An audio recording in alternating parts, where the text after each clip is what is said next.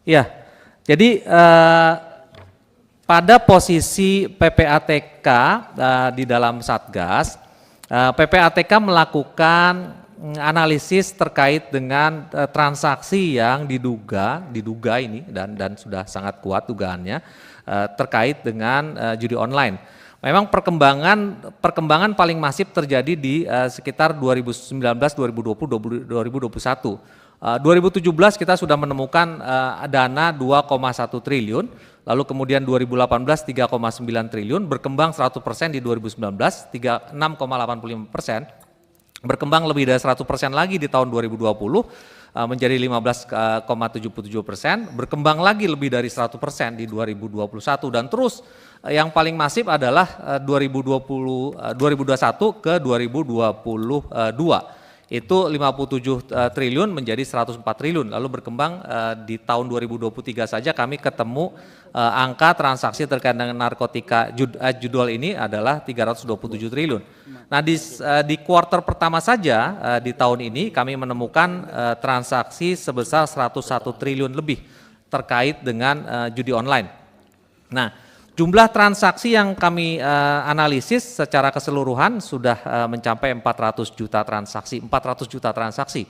Di tahun ini saja sampai kuartal 1 kami sudah lebih dari 60 juta transaksi. Untuk sampai bulan ini saja kami menemukan lebih dari 60 juta transaksi. Nah, pertanyaan apakah ini terkait dengan semua kalangan? Ya, kami bahkan tadi Pak Johan Budi gimana sih detailnya ya kita seperti yang sudah disampaikan Ketua Tim Satgas kemarin Bapak Menko Polhukam, bahkan kita sudah memotret sampai kepada kecamatan, sampai kepada desa. Jadi kita sudah paham di provinsi mana saja paling banyak, lalu kemudian di Dati 2 mana saja paling banyak, lalu kemudian gender juga kita sudah punya, profesinya sudah ada dan sampai ke tingkat desa. Dan bahkan profesi-profesi sudah kita petakan sampai tadi Bapak menyinggung masalah wartawan dan segala macam. Nah, pertanyaan terkait dengan pertanyaan apakah profesi, ini kita bicara profesi ya, seperti Bapak Pak Habibur Rahman tadi, apakah ada legislatif pusat dan daerah? Ya, kita menemukan itu lebih dari 1.000 orang, lebih dari 1.000 orang. Ya. Oke. Pak, jadi gini Pak Ivan, Ya. kan datanya ada nih Pak. Ya. Datanya ada, profesi legislatif Datanya ada. Ya. Mungkin terkait DPR RI, kan kita ada MKD DPR. Ya. Ya. Saya anggota MKD juga Pak kebetulan. Di sini ada Pak pimpinannya ada nggak? Ya, kita minta tolong dikasih aja ke MKD Pak, biar kita bisa lakukan penyikapannya seperti apa nanti. Ya. Ya, nanti akan kami kirim surat. Jadi ada lebih dari 1.000 orang itu DPR, DPRD sama sekretariat kesekjenan ada. Lalu transaksi yang kami potret itu lebih dari 63.000 transaksi yang dilakukan oleh mereka-mereka itu, dan angka rupiahnya bisa saya sampaikan? Jumlah totalnya angka rupiahnya hampir 25 miliar di masing-masing. Transaksi di antara mereka dari ratusan sampai ada miliaran, sampai ada satu orang sekian miliar. Orang sampai bisa 25 miliar begitu? Enggak, agregat secara keseluruhan. Itu deposit. Jadi kalau dilihat dari perputarannya sampai ratusan miliar juga.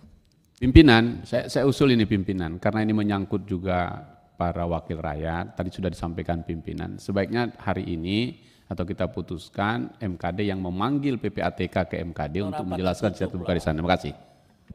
Ya, akan saya sampaikan ke pimpinan MKD.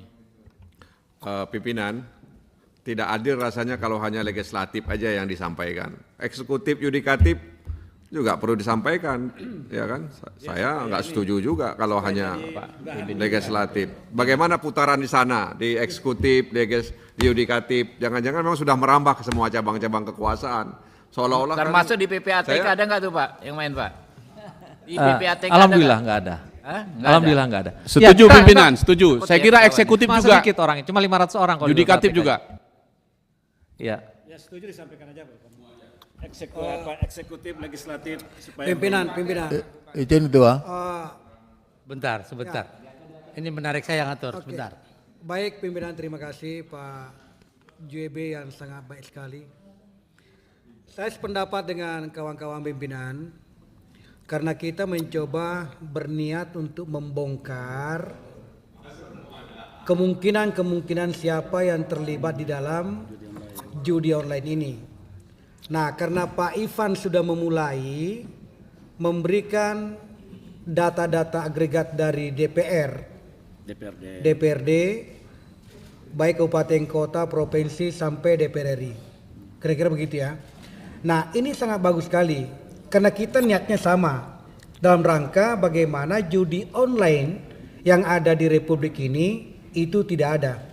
Karena dengan adanya kesempatan ini MKD bisa dijadikan dasar, maka di seluruh kabupaten kota DPRD yang ada tentu bisa mencontoh apa yang telah dilakukan nanti di DPR RI. Nah, saya kira langkah awal ini yang diusulkan oleh Bapak Habibur Rahman ini sangat baik sekali Pak Ivan.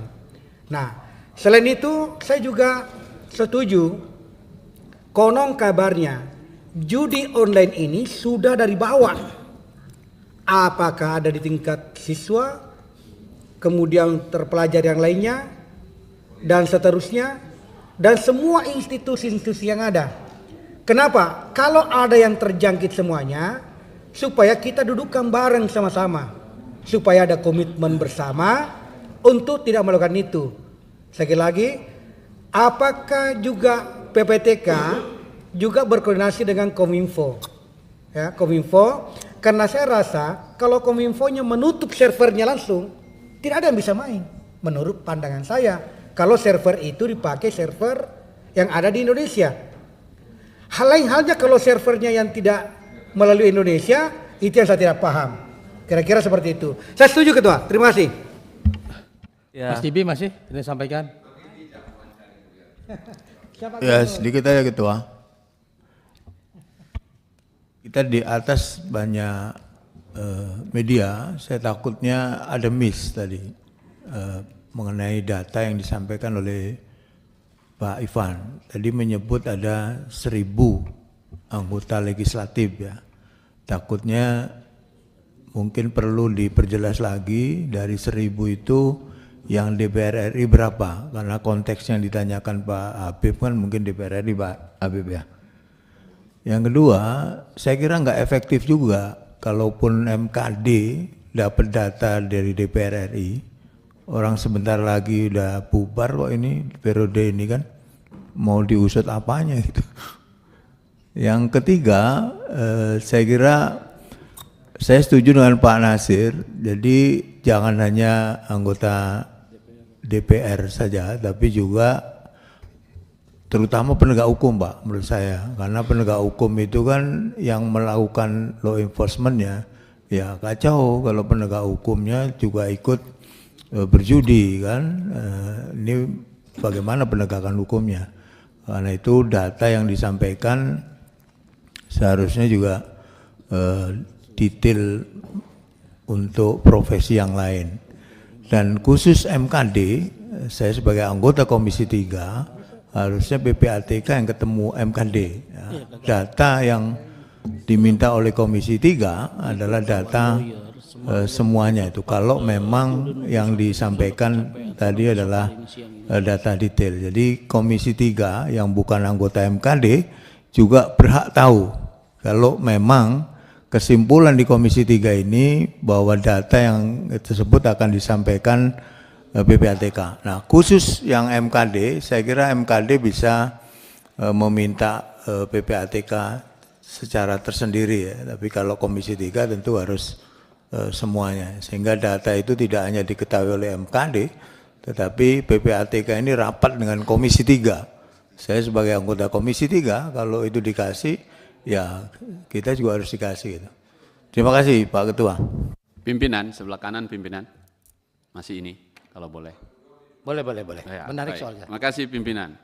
Saya kira substansi yang kita bicarakan hari ini, khususnya tentang judi online dan sudah menjadi isu besar di Republik ini, poinnya Pak Ipan bahwa dari ruang Komisi 3 ini kita punya komitmen besar untuk menyelesaikan atau mengatasi masalah ini. Karena Anda adalah intelijennya keuangan yang bisa memotret dan menangkap secara presisi siapa-siapa saja.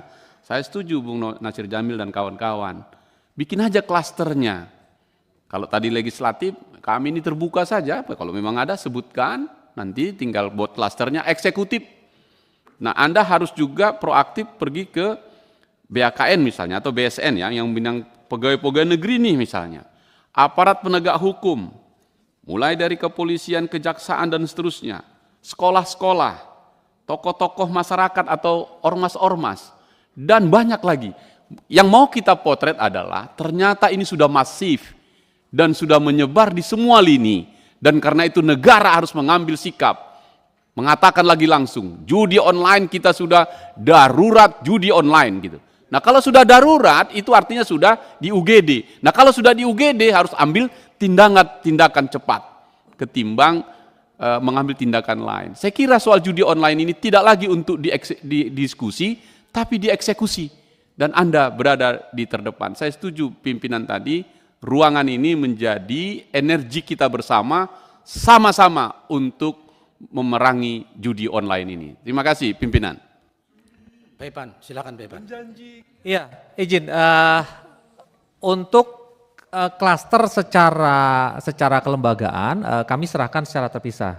Jadi seperti kemarin sudah kami serahkan ke beberapa pimpinan lembaga. Nanti siang kami ke Pak Menkominfo khusus untuk bicara pegawai Kemenkominfo. Nah sekarang Pak Supriyansa, ini bukan saya memulai tapi saya merespon pertanyaan itu. Jadi nanti media juga jangan salah menanggapi. Ini saya menjawab Pak. Ya. Jadi memang yang dipotret di PPATK sekian ribu orang itu adalah anggota DPR RI di sini. Lalu kemudian DPRD dan sekretariat Setjen sini dan beberapa sekretariat di DPRD seperti itu.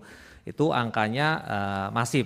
Tapi kemudian memang ada pejabat daerah, ada pensiunan, ada profesional lainnya, pengusaha pabrikan, ibu rumah tangga, dokter, kemarin wartawan, ada notaris segala macam itu ada. Itu kami sampaikan ke masing-masing instansi. Nama, domisili, kediaman, nomor handphone, tanggal lahir semua ada di sini, ada lengkap. Dia transaksinya di wilayah mana aja ada semua dilengkap. Jadi kalau kami ikut saja kalau dipanggil MKD atau kalau kemudian harus dibuka di sini dalam forum tertutup kami ikut.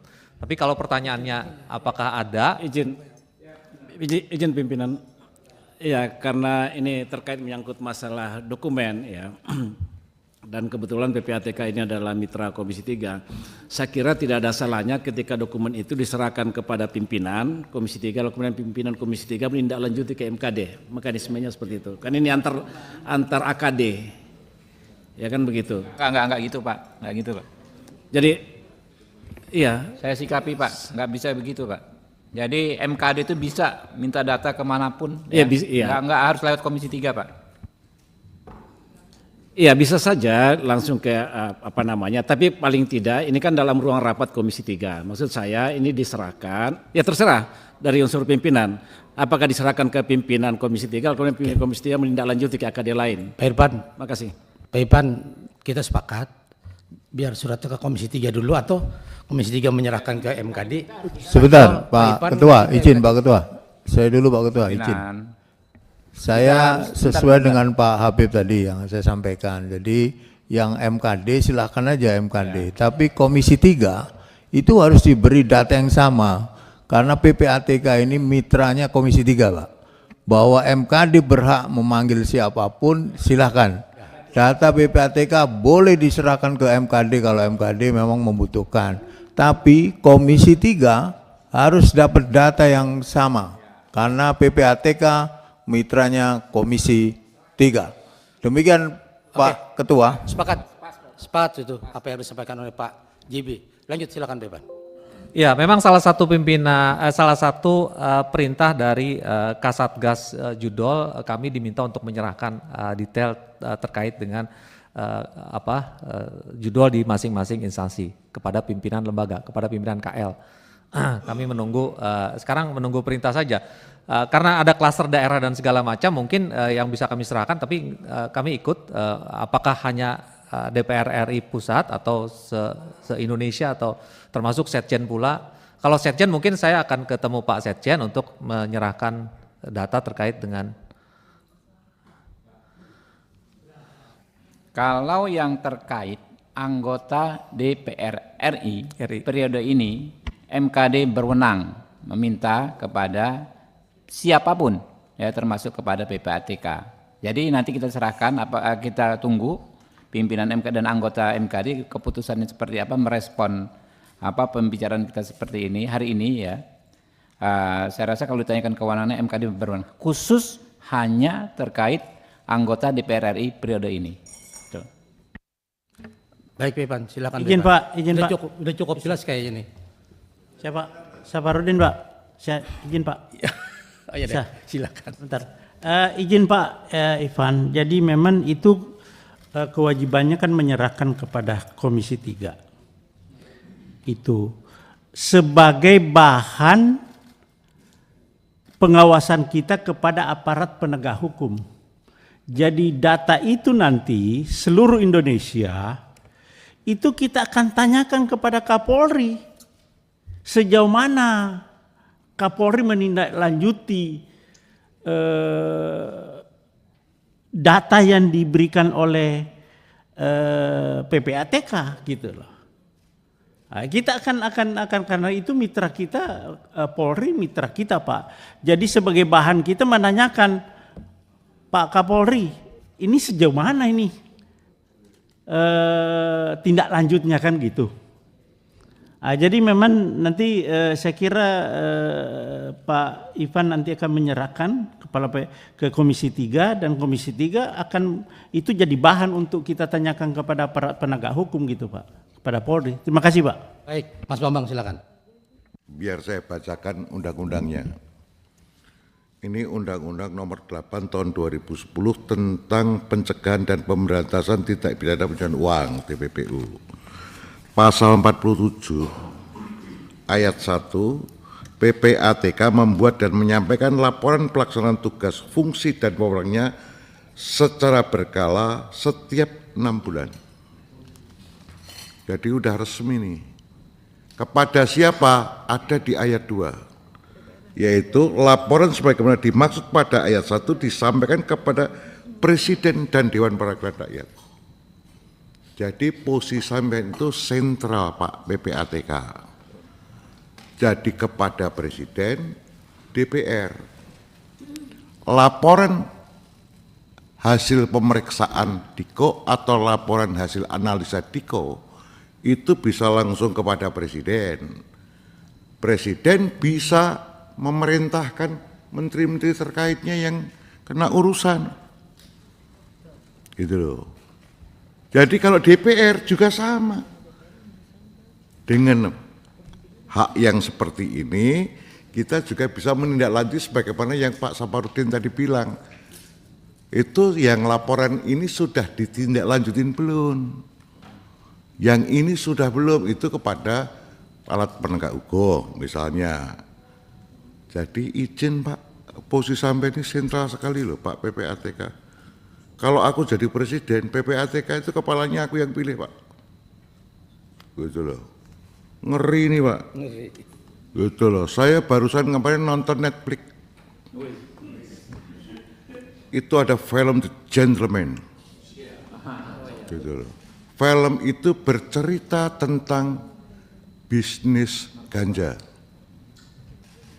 Bagaimana kemudian mereka mencuci uangnya. Ada di situ Pak. Bagaimana trik-trik mengambil ladangnya. Ada di situ Pak.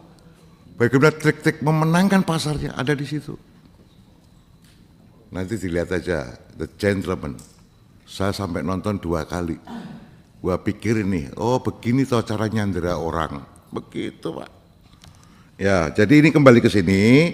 Kalau kepada DPR siapa DPR-nya Pak? Ya DPR tentu Komisi 3. Bahwa MKD punya hak memanggil monggo. Tapi ini Komisi 3. Presiden ke presiden mungkin nunjuk Menko Polhukam, maybe. Laporanmu ke Menko Polhukam. Boleh karena ini menyangkut politik, hukum dan keamanan.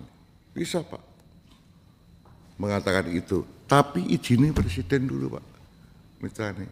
DPR kan bukan pimpinan DPR sono Pak, tapi komisi mitra.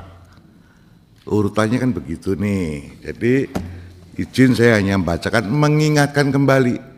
Jadi yang kalau kita minta yang tiap 6 bulan, ini justru yang harus kita tetapkan sama Diko. 6 bulan itu per kapan?